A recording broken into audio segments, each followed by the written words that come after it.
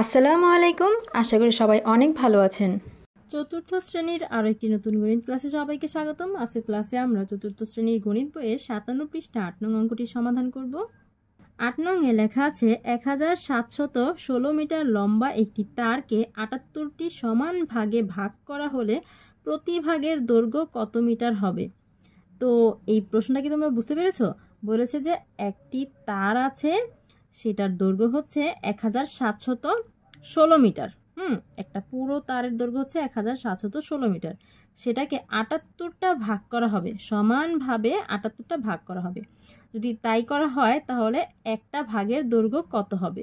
ঠিক আছে, অর্থাৎ আমরা যে 1716 মিটার লম্বা তারকে 78টা ভাগ করেছি, তার মানে কি 78টা ভাগের দৈর্ঘ্য হচ্ছে 1716 মিটার। তো আমরা এই কথাটাই লিখব, 78টি ভাগের দৈর্ঘ্য হচ্ছে 1716 মিটার, তাই না?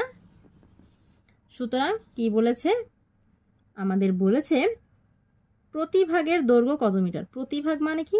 এক ভাগ। সুতরাং একটি ভাগের দৈর্ঘ্য কত হবে? আরো কম হবে। এই যে 1716 মিটার লম্বা এই তারটাকেই তো আমরা ভাগ করেছি, তাই না?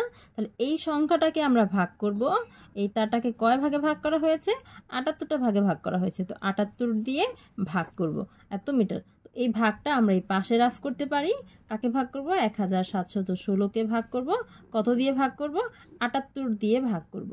তো 78 দিয়ে ভাগ করলে কি হবে? 78 এখানে দুটো অঙ্ক, তো এখান থেকে দুটো অঙ্ক নিলে সংখ্যাটা কত হয়? 16। 16 ছোট হয়ে যাচ্ছে 78 থেকে, তাহলে তিনটা অঙ্ক নিলে কত হয়? 171। 171। তো 171 কি 78 থেকে বড়, তাহলে ভাগ করা যাবে। তো দেখতে হবে 78কে কত দিয়ে গুণ করলে 171 হয়। প্রথমেই আমি কি করব? এখান থেকে প্রথম অঙ্ক অর্থাৎ 7 নিব। তাহলে একটা অঙ্ক বাদ গেল, 8 বাদ গেল। তো 171 থেকেও আমরা একটা অঙ্ক বাদ দিব, একটা বাদ দিব।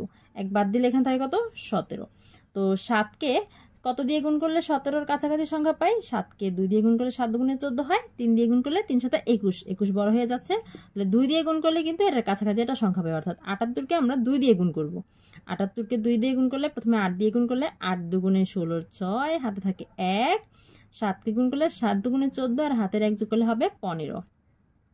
এবার বিয়োগ করলে এখানে হবে কত? 5 আর এখানে হবে 1। উপরের থেকে 6কে কিন্তু এখনো ভাগ করিনি, এই 6কে আমরা নামিয়ে নিয়ে আসলাম। এখন কত হলো? 156। দেখো 2 দিয়ে গুণ করে কিন্তু 156 এখানে পেয়েছিলাম, তাহলে আবার 2 দিয়ে গুণ করলে কত হবে? 156। এখন বিয়োগ করলে হবে 0। তো ভাগফল কত পেয়েছি? 22।